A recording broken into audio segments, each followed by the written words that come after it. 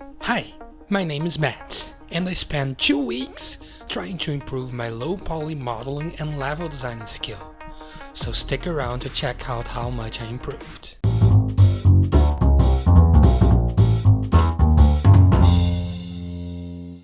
Hey guys, Matt here and welcome back to Mathantastic Productions. And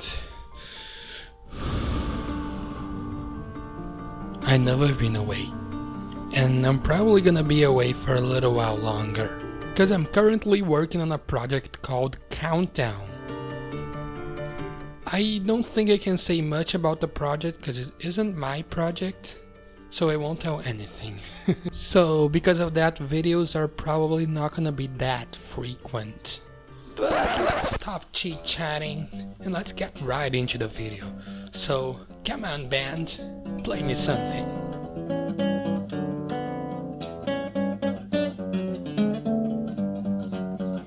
As some of you might know, I've been working with low poly art for quite a while. And if you're one of those 100 people that watch this video, that is actually my third most viewed video in this channel, you know that I can do pretty decent stuff.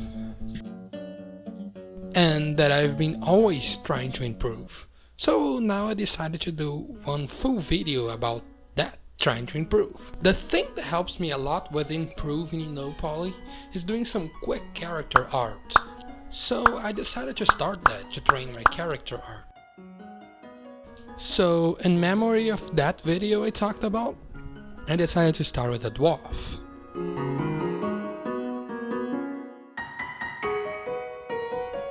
This is a simple fantasy dwarf. I didn't actually end up weight painting it and rigging it. So it's just a T-posing dwarf. And on this art I wanted to make sure that it's noticeable that the dwarf is a very strong dwarf. But in low poly you can't really detail the muscles of the characters. So the closest thing I could do is just make his arms really big. I don't really think I did a very good job at that on the dwarf character. But right after that I decided to go for another character. And in this one I made sure to detail the muscles very well, as he was also a strong male. And it actually ended up looking quite better. This character is based on the Age of Empires 2 villager, the male villager. And as that character is pretty jacked, I tried to make my own character also very defined, with very defined muscles. And I think I did a very great job now.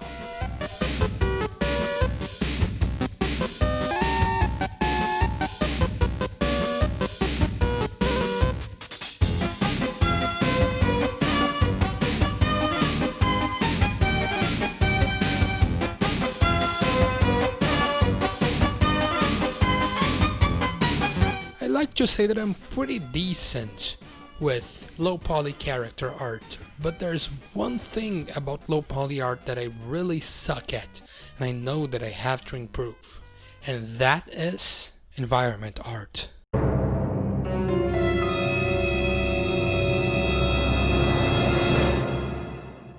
So I decided that I was going to recreate a scene that I found on a picture online on Google, and use Blender and Unity to recreate it entirely on low poly.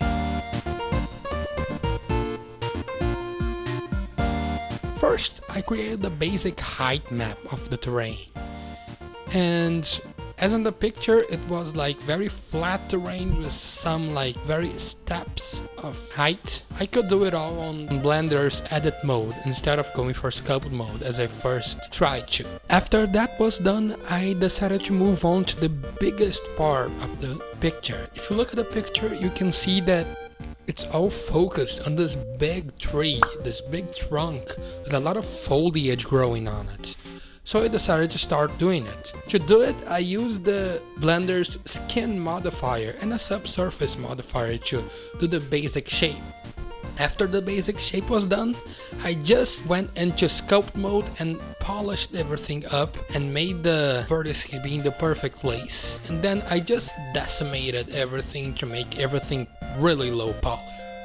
After that, I started playing around with how I would do the foliage. I tried doing a regular foliage where you have a bunch of planes for each leaves, but that didn't actually ended up looking quite nice. So what I ended up doing was to grab an icosphere and subdivide it a lot, and then just use dynamic topology to sculpt it and spread around the trunk. And then in Unity I would put a shader that would make it wave. And with that, it would look pretty good.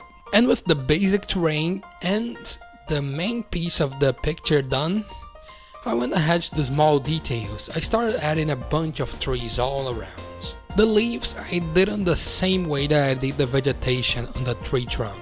I also added a bunch of mushrooms to give a little detail to the trees. I then sculpted and decimated this little sphere that is actually used for a bush. And I put some little red spheres in it to serve as some sort of fruit. I then sculpted and started adding a bunch of little rocks here and there. I detailed a bit the pathway in the middle of the picture. And in situations like this, I think it's pretty nice to mention that you can actually change the pivot point from individual origins to normals and then just scale it down in this moment just to get that perfect overlap. I then made another rock and started adding those around.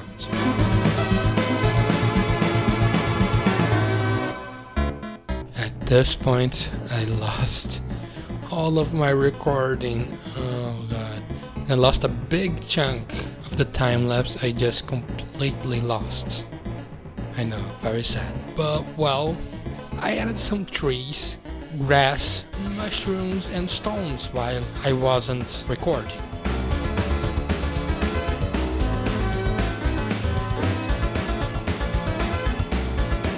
And now, the whole shape of the terrain was completely done. So all I needed to do was just go to Unity and finish it all up. I then placed the prefab in Unity and immediately changed the render pipeline to URP. Because of course URP is awesome. And started out by adding some post-processing in fog to the scene. At this point the scene was done, it was just not animated. So I started trying to animate the leaves. So I started working with shaders. I've never really used shaders before, so this was a first time for me. But luckily Shader Graph is really intuitive to use and I could quickly figure out what I was going to do. One thing that I took a really long time to realize is that the PBR Master Vector 3 position is in local space, and if you mess around with it in world space, you gotta use a transform node to turn the world space into local space. That took me like 2.5 hours to find out. I then lost a bunch of more footage again. I'm using a new recording program to get the recording to 1080p to improve the quality for you guys, but yeah, so I'm not really used to it. So I just lost more footage again. On that footage, I did the grass shader. The grass shader gave me a lot of trouble because I couldn't really find a way to make the object vertex position dictate where will it wave and where will it not wave.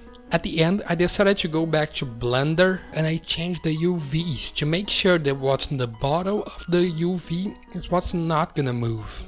And what's on the top is what is gonna move. And with that done, it was pretty easy to do the grass shader.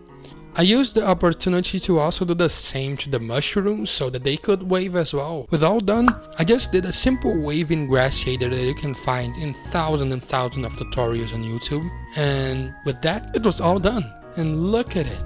It looks so good. It's beautiful. So guys, tell me in the comments down below if you like or not this kind of video. I know it's a little different than what I usually do. We'll find out if you like it or not, right? So this is the video guys. I hope you liked it. If you did, hit the like button. If you want to see more from me, subscribe. And I'll see you all in a little while. I don't promise it's gonna be a week or two, maybe a month, I don't know. A little while. Bye.